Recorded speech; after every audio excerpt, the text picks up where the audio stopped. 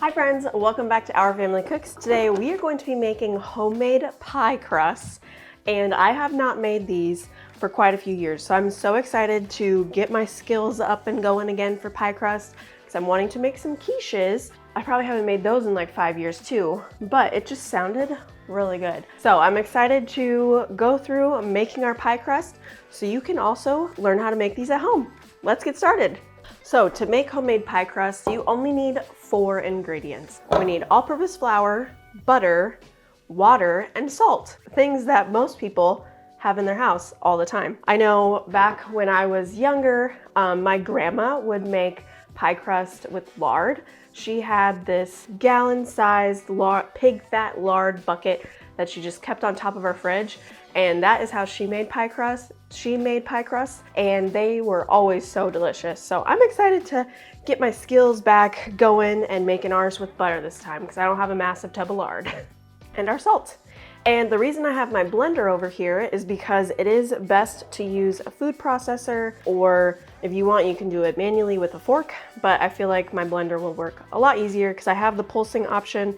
I don't have a food processor, so I think this should work just fine. We'll see how it goes. But yeah, if you don't have a food processor, use your blender, or you can just use a fork, but you don't want to be using your hands to touch the butter because you want the butter to be nice and cold. That is a thing with flaky pastries. You always want the butter to stay nice and cold and not to melt. So that's why I'm using my blender as well, so my warm hands don't melt the butter. So we need 2.5 cups of flour.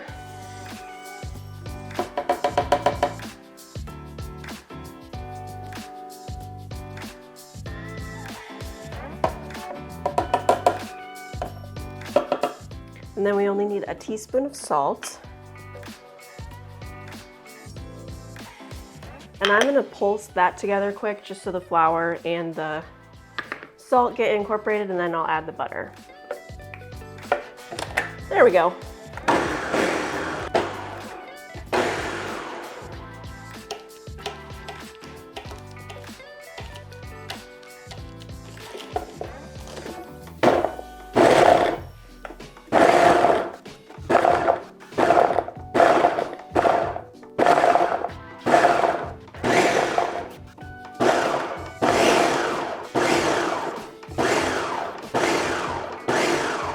And now that we have our butter and everything mixed, we want to add our ice cold water. So I'm going to add a couple ice cubes to this because we want the water, again, to be cold so then our butter doesn't just completely melt in here.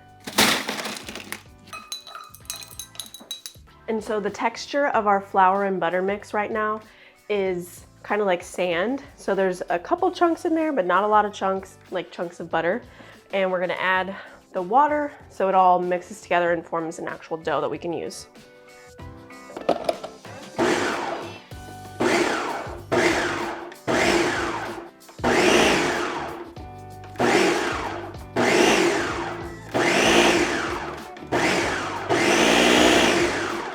Okay, now that we're getting to the mixing stage, I am going to transfer this into a bowl and mix it that way versus having the blender continue to break stuff up.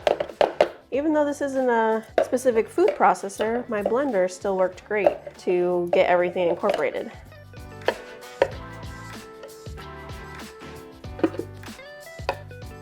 And I always suggest if you have any sort of rings, take them off before you do this, otherwise you're gonna get a bunch of dough in your ring. That's just a pain to clean. So for this part, I am gonna quickly use my hands to mix. Maybe I'll try doing a spatula and see how that goes. But I know the hands would be fine because you're only doing it for a little while, but we'll see how the spatula works. And then maybe I won't even need to use my hands.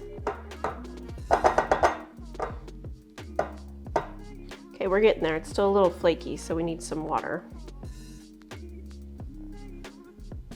All right, so we got our dough into balls, and basically I just kept adding water until it stuck together really well. I do want to make sure, because I'm going to make 2 pie crusts. This recipe makes 2, so I want to make sure that they're pretty even, and right now obviously one is bigger than the other. So I have my scale, and I'm going to weigh these to make sure that I have an even amount in each. And then we're going to get this in the fridge because I don't want the butter to get too melted and warm. All right, let's see how big this one is. All right, we got 357 grams. Still feel like this one's gonna be a bit small. 317. All right, take a little bit more off this one, and then we'll call it good. 337, perfect. Now we're gonna wrap these in saran wrap and then let them sit in the fridge for at least an hour before trying to roll it out.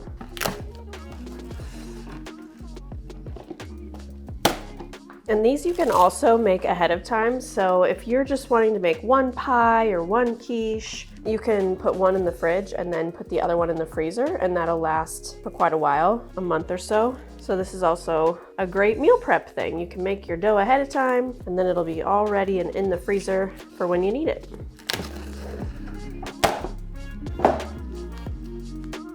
All right, these are gonna go in our fridge. Okay, so our pie crust has been in the fridge for a little over an hour now.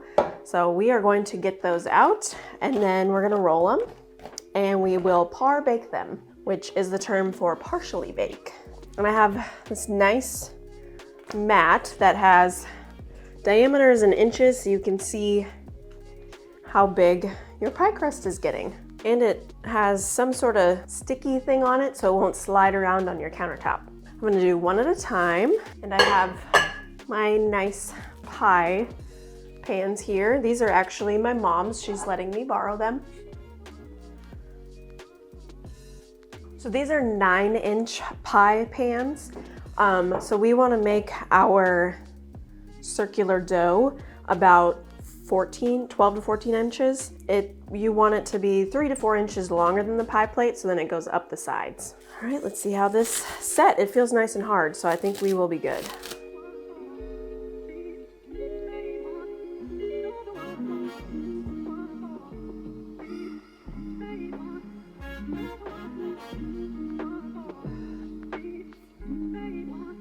Okay, so I definitely think I'm gonna need to practice more to see how to perfectly get these nice and round. But I mean, it doesn't look bad. It's pretty round. There's just a few little divots in our edges, but when I put my pie pan down, it fits the whole thing. So, okay, so let's attempt to move this into our pie dish. How should I do this? Probably need a spatula. I feel like there has to be an easier way. What if I just flip it upside down? I feel like I'm gonna make a floury mess everywhere.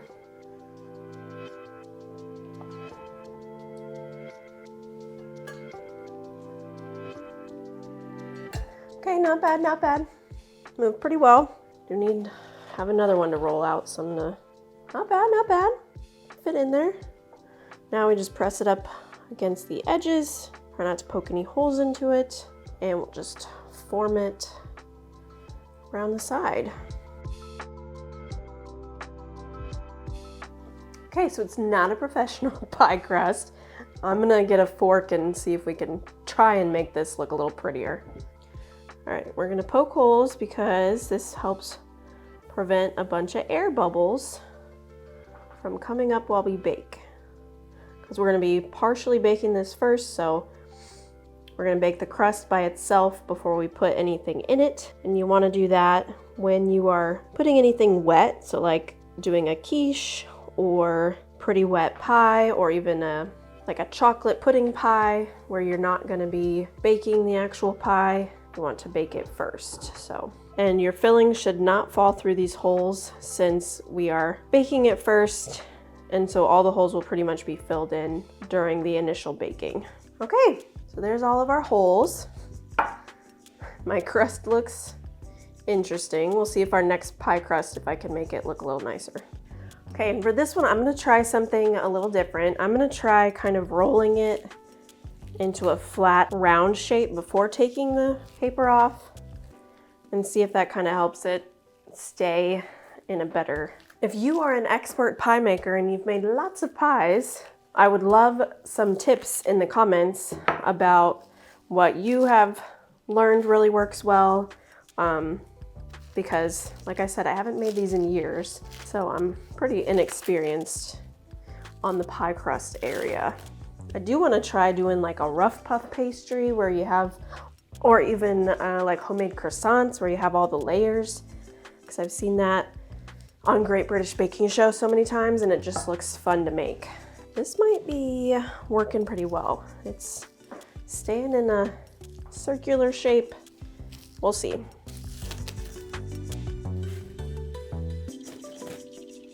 See, not too bad.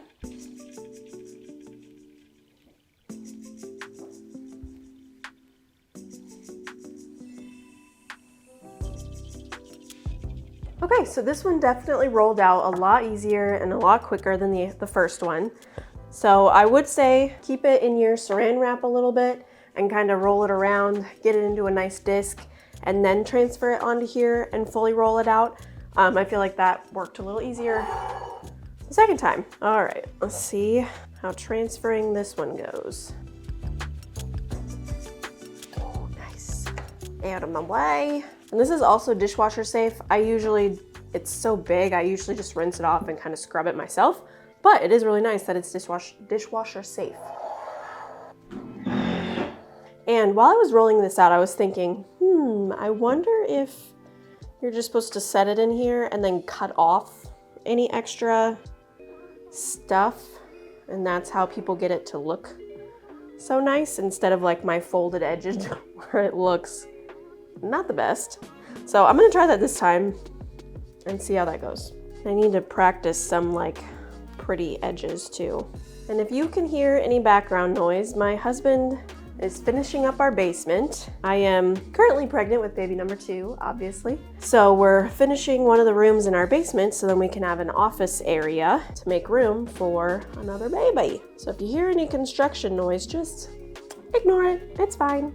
Yeah, I think I'm just supposed to kind of trim the edges off because this looks a lot better. This looks way better. Oh, and I did preheat my oven. It's currently preheating 425 degrees for our pre-baking of these. We're also gonna poke our holes.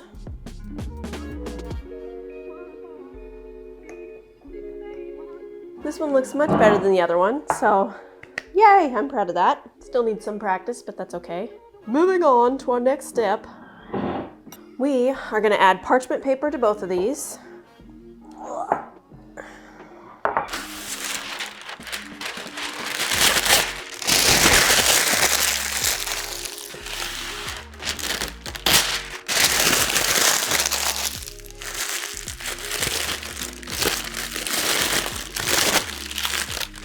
And so I do not own pie weights. So if you want to use pie weights, you can buy them on Amazon, you can get them that way. Or my mom told me about this hack that she does where she uses just dried beans, any kind, it doesn't matter what kind of bean. And she just pours the beans in here for pie weights. And I think that's just genius because pie weights can be pretty expensive buying them because you need a lot. So yeah, and you want it to go all the way to the top of your pie crust. So fill it all the way with beans because you don't want your pie crust slide down in.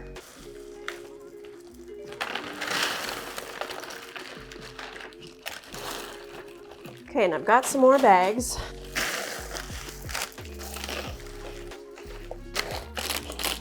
Okay, perfect. Let's throw these in the oven.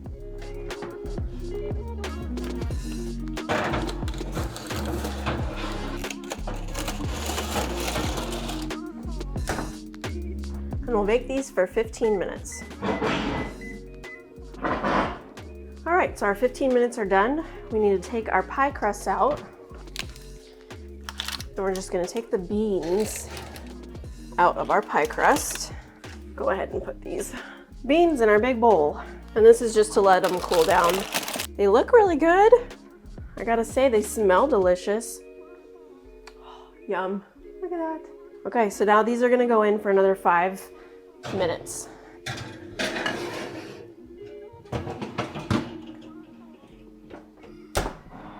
Okay, so our pie shells are done pre-baking.